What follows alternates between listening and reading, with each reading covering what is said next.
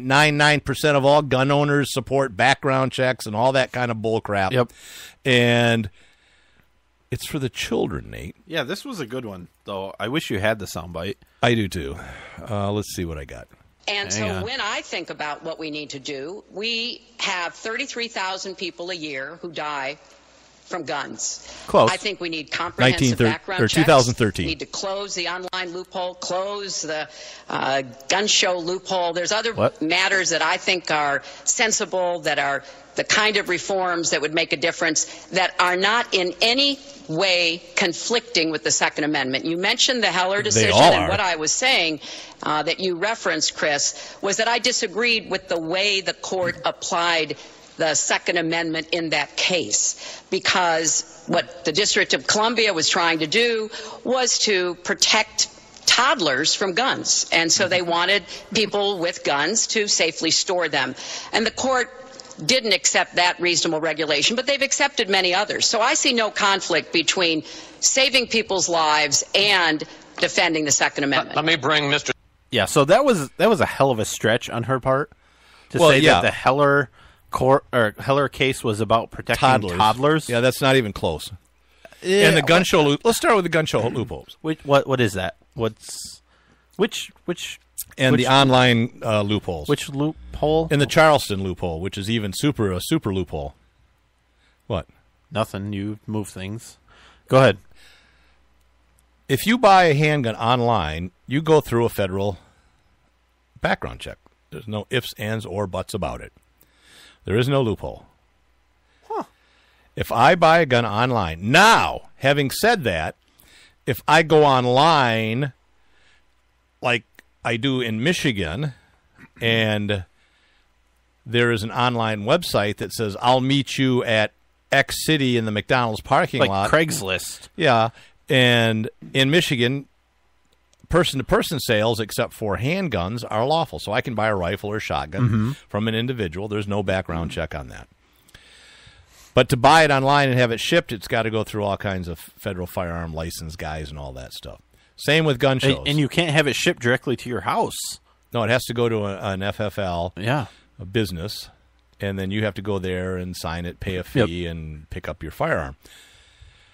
Gun show loophole, same type of thing. Not all states are this way, but some states, there are gun sales that are done like in the parking lot between personal individuals. There's no background check. If you buy from a dealer, there's a background check. Now, as far as Heller being toddlers, that's not the case at all, right? It was about a security guard.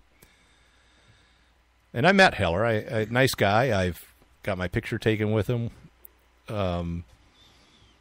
Had drinks, picked up a couple of hookers, killed them, and then dropped them off at a local landfill. But when he went home, he safely stored his firearm. He safely stored his firearm. But and also he's looking into a slander suit against you. Right now he is. Yeah, and I just got the email. Yeah, and you've been served.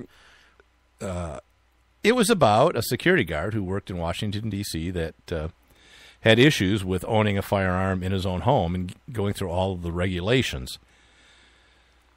It was what Heller was about was said that an individual has the right to keep and bear arms for the defense of themselves in the home, and that's kind of specific in that regard.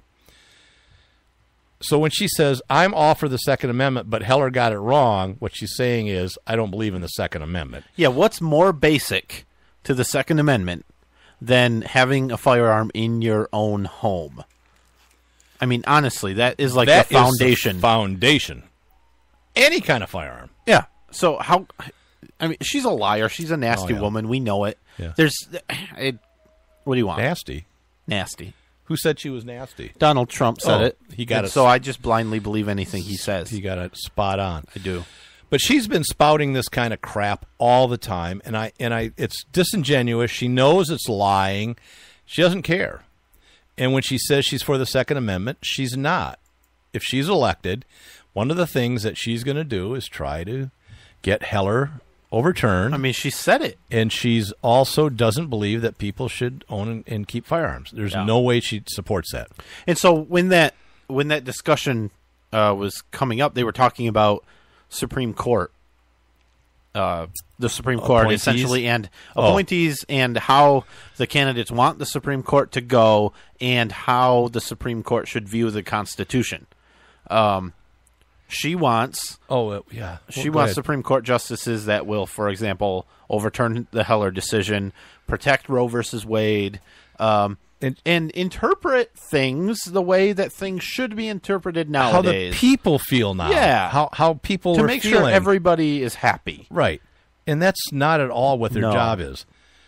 Their only job on the most fundamental level is to interpret current law, how it applies to the Constitution. Yeah. And is that law that you are proposing or is being questioned, or the actions of courts, lower courts, was it conducted in a constitutional way?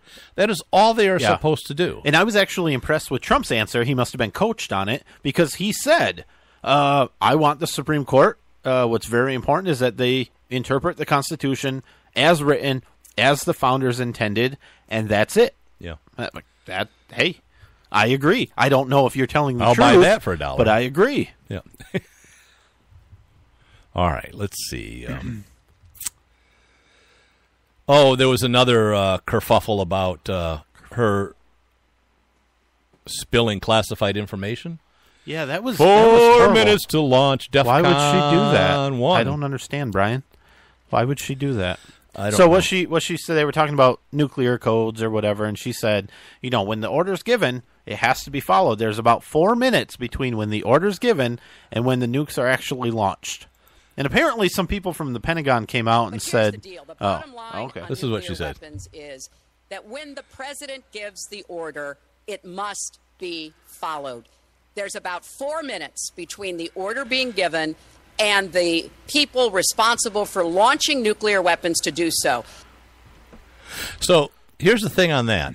Well, so Okay, supposedly, anonymously, people that work deep in the Pentagon came out and said, that's horrible. She gave away classified information.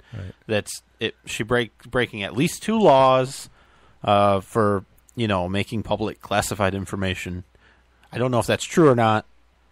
Go ahead. I mean, I Googled that. I said, launch code times and stuff.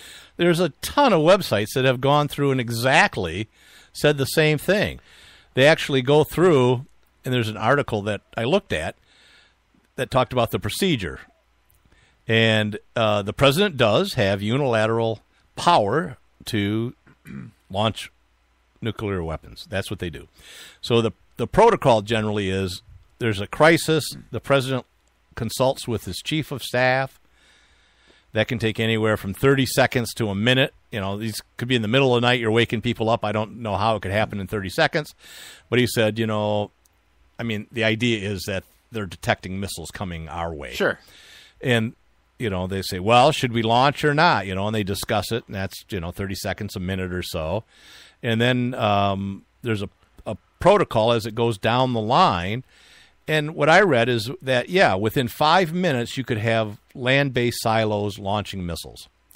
There's all kinds of protocols about codes and locking and unlocking and crews that there's checks, counter checks, and all that stuff. I read for submarines, which are more applicable because they can be anywhere in the Pacific or Atlantic Ocean and close to targets, that it can take up to 15 or 20 minutes before those babies are ready to go. And I didn't know this. There's a 6 or 7 man crew for each sub that can launch it, and they take a vote when it comes to it and they're ready to turn the keys and launch. They take a vote, right? All it takes is 2 yes votes. There's no majority there. 2 yes votes, and all of the no's doesn't matter. If there's 2 yeses, it gets launched. So what if the president gives the command and there's only 1 yes vote? Then those on that sub, those nukes don't get launched on that sub. Interesting. Yeah, but still, what's the likelihood? Oh, if they have a key, they're like, come on. Of 2 out of 7. Right. Yeah. Right. So here's the thing: you must have somehow gotten access to the highly classified. Yeah, I was right into the CIA database. Yeah, physically, like you climbed into the server. I did. Like, Brian, what are you doing in there? I'm a big guy too. Yeah, it's a big server. Yeah. I got a couple of little found it online. Shocks. Yeah, you know? it seems. I think it was Donald Rumsfeld, the Bush administration, that talked about it on NPR. Yeah, this is not a secret. Now, it's not I will say yeah. that it may be. I don't know if it is or not. I guess, but because if something, some people are saying, well, if people knew now, she just confirmed it. But a high schooler could figure this out. Well, I was right? going to say, but potentially, I mean, that is the law. If it is top secret, classified, and she knows that, I don't think she can share it, even if it's already been made public. Yeah, and I don't know. I mean, she could have also said, she could have also read this online. She might have heard the NPR interview with Donald Rumsfeld. I remember something about 4 or 5 minutes. Yeah, that's what I'm going to say. Right. And she's in a bad position. And she may not have been privy to that beforehand. In other words, they didn't say, Hillary, here, it's 4 minutes to launch. Right. It's top secret. Right. Maybe not. Right. But as Secretary of State, she probably was. She probably knew. I mean, who doesn't? Well, now everybody knows because Hillary Clinton told them all. Anyway, yeah, I don't think it's that big of a deal. I'm not that concerned about it. I will say the debate was actually pretty decent.